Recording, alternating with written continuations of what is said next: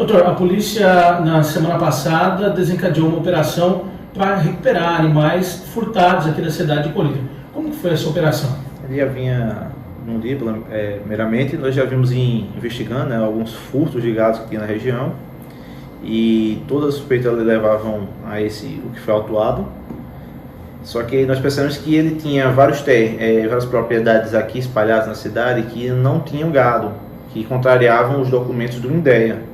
Ele tinha documentos que comprovavam que supostamente teriam gados dessas propriedades, mas quando íamos lá, fazíamos levantamentos do drone, fazíamos filmagem e percebemos que não tinha nenhum gado. Então ele provavelmente estava usando aquele documento para esconder gados provenientes de furto, né, no caso da receptação, e poder fazer a lavagem, né, assemelhando a lavagem de dinheiro, mas a lavagem de gado. Ele iria dando crias que não teriam marcas, e aí essas crias ele iria levando para o terreno dele, e dali ele ia negociando.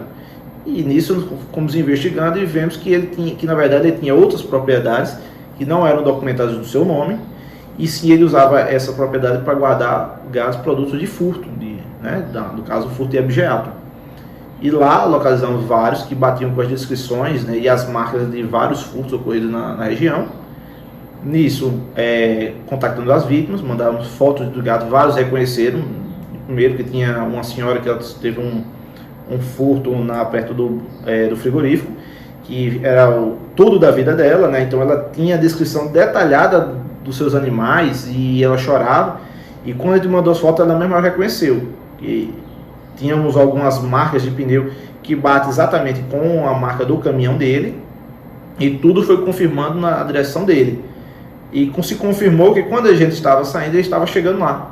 Quando ele percebeu a viatura, a gente passou na frente do lado da gente, a gente ligou a sirene, mandou ele parar e ele empreendeu fuga. Começou a fugir por vários quilômetros e a gente perseguindo ele, até que conseguimos capturar. E aí quando localizamos motosserra, porque lá não tinha capim, na área de desmate, claramente desmate ilegal. Ela tem várias pedras, então lá não tinha como guardar o gado. Então o gado estava muito magro, totalmente desnutrido. Por quê? Porque não era dele, vários com maus tratos, cortes onde tem as marcas, tentando retirar marcas em cima de marcas, tentando modificar. Então isso a gente fez a prisão dele em flagrante de receptação, e uso de motosserra, veio apurar os crimes de maus tratos e desmatamento ilegal.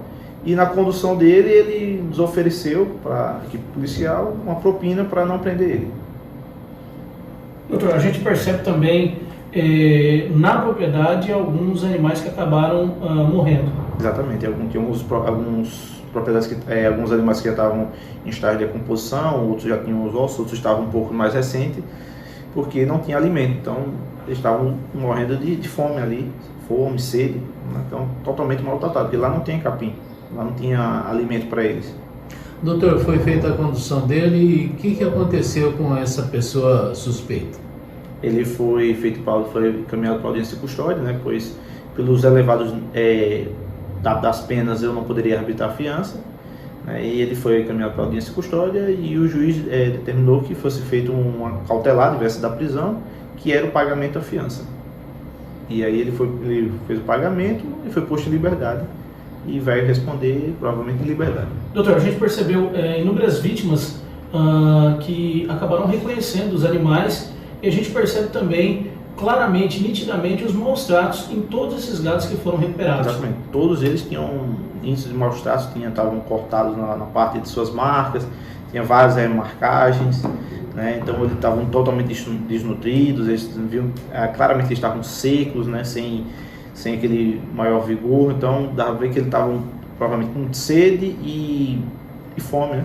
Tanto que quando não conseguiam resistir à perícia, né? Então tivemos que soltá-los para se alimentar e a perícia ser feita posteriormente, porque eles não tinham condições de suportar.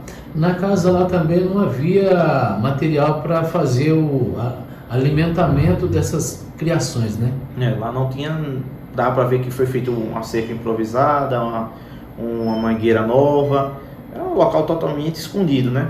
É o nome de outra pessoa, do terceiro, então dificilmente iria chamar a atenção. Aproximadamente 75 quilômetros do centro da cidade. Aproximadamente 75 km. Doutor, no primeiro momento foi encontrado e divulgado o valor de aproximadamente 40 cabeças de gado. Esse número foi atualizado. Exatamente. Até no momento, no final da tarde, para a noite, o número que a gente chegou foi mais ou menos a 40 animais, mas chegando aqui no local onde os animais se encontram, percebeu que o número chegava a um pouco mais de 60 animais.